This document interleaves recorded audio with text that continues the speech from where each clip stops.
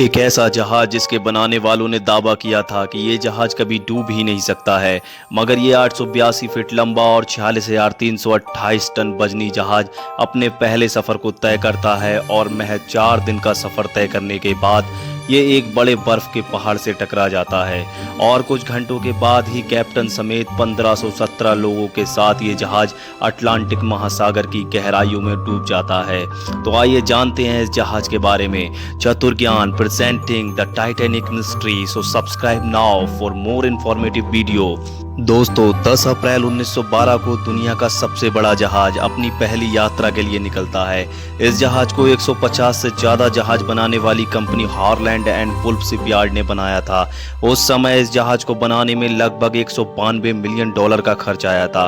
दोस्तों हम बात कर रहे हैं उस जहाज की जिसमें 1500 लोग डूब गए थे, जिसका नाम टाइटैनिक आज भी उन लोगों के परिवार के रोंगटे खड़े कर देता है। इस जहाज को दिन रात की कठिन मेहनत करके 2 साल में तैयार किया गया, जिसमें 2 लोग अपनी जान गंवा चुके थे। दोस्तों उस समय ये जहाज 43 किलोमीटर प्रति घंटा की रफ्तार से चल सकता था, जिसमें 4 चिमनियां जोड़ी गई थीं। ये चिमनियां इतनी बड़ी थीं कि इनके अंदर से 2 ट्रेन एक साथ गुजर सकती थीं। टाइटैनिक जहाज इतना बड़ा था कि इसके अंदर 3550 लोग एक साथ यात्रा कर सकते थे। ये जहाज जब दुनिया के सामने पेश किया गया तो करीब 10,000 लोगों की भीड़ जमा हो गई थी। उस समय टाइटैनिक के बनाने वालों ने बताया था कि ये दुनिया का सबसे बड़ा जहाज है और जहाज को कोई डुबा नहीं सकता है। और इस स्टेटमेंट के 1 साल बाद 10 अप्रैल 1912 को ये शिप अपनी पहली यात्रा पर निकलता है।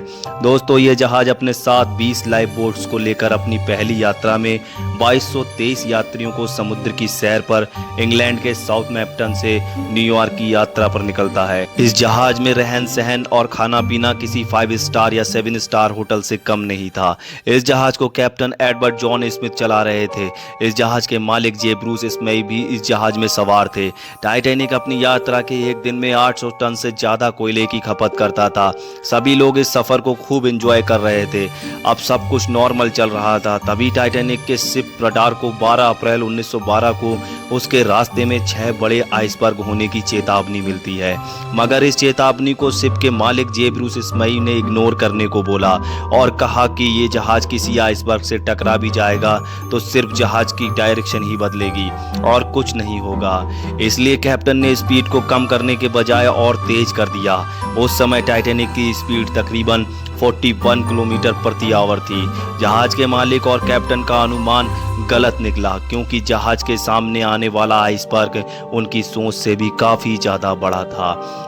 टाइटैनिक के कैप्टन को जब ये बड़ा आइसबर्ग दिखाई दिया तो उनके पास केवल 37 सेकंड का ही समय बचा था और तभी कैप्टन ने जहाज को लेफ्ट मोड़ने का ऑर्डर दिया। जहाज को लेफ्ट मोड़ भी लिया गया, लेकिन टाइटैनिक शिप की स्पीड उस समय इतनी ज़्यादा थी कि वो पूरी तरह से लेफ्ट में टर्न नहीं हो पाया और 14 अप्रैल की रात 11:40 पर यह शिप उस विशालकाय बर्फ के पहाड़ से टकरा जाता है, जिससे जहाज में एक होल हो जाता है जिसके अंदर पानी काफ़ी तेज़ी से शिप में भरता है और उसके बाद शिप में सभी मोटर्स को शुरू कर दिया जाता है।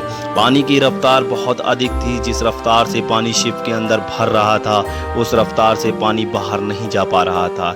इसके बाद टाइटैनिक शिप के आसपास सफ़र कर रहे शिप से कांटेक्ट करने की कोशिश की जाती है, लेकिन टक्कर के बाद टाइटैनिक का रडार पूरी तरह से खराब हो चुका था और जब कैप्टन को कोई उम्मीद नजर नहीं आई तो यात्रियों के बचाव की प्रक्रिया शुरू की जाती है और शिप की सभी लाइफ बोट्स को पानी में उतारा जाता है। मगर खराब किस्मत के चलते जहाज में सिर्फ 20 लाइफ बोट्स ही थी, क्योंकि टाइटैनिक के मालिक और कैप्टन को लगता था कि इनकी कभी ज़रूरत ही नहीं पड़ेगी।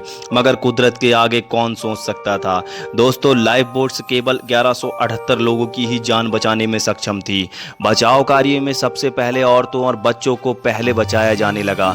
शिप में पूरी तरह से पानी भरने तक जो म्यूजिशियन थे वो अपनी आखिरी सांस तक गाना बजाते रहे थे और 15 अप्रैल की रात 2:20 पर टाइटैनिक पूरी तरह से अटलांटिक महासागर में डूब जाता है। उस समय अटलांटिक महासागर का तापमान -2 डिग्री सेंटीग्रेड के करीब था। जिस जहाज को कभी ना डूबने वाला जहाज बोला गया था, वो महज 2 घंटे 40 मिनट में पूरा अटलांटिक महासागर में समा गया। पानी इतना ठंडा था कि कोई भी इंसान इसमें 20 मिनट से ज़्यादा सरवाइव नहीं कर सकता था और इस भयंकर हादसे में 1500 से ज़्यादा लोगों की जानें चली जाती हैं। इस घटना के 70 साल बाद 1985 को टाइटैनिक जहाज के मलबे को रॉबर्ट बैलार्ड की टीम ने ढूंढ निकाला, जो कि अटलांटिक महासागर में 4000 मीटर गहराई में पड़ा था। इस जहाज को निकालने की बहुत कोशिश की गई, मगर इसका खर्च बहुत ज़्यादा है, इसलिए टाइटैनिक को वहीं छोड़ दिया गया है। दोस्तों, अगर वीडियो पसंद आई हो तो चैनल को सब्सक्राइब जरूर कर लीजिए और ऐसी ही वीडियो देखने के लिए हमारे चैनल चतुर ज्ञान के नोटिफिकेशन को ज़रूर ऑन कर लें, ताकि आपको ऐसी वीडियो मिलती रहे। जय हिंद दोस्तों, मिलते हैं अगली वीडियो में।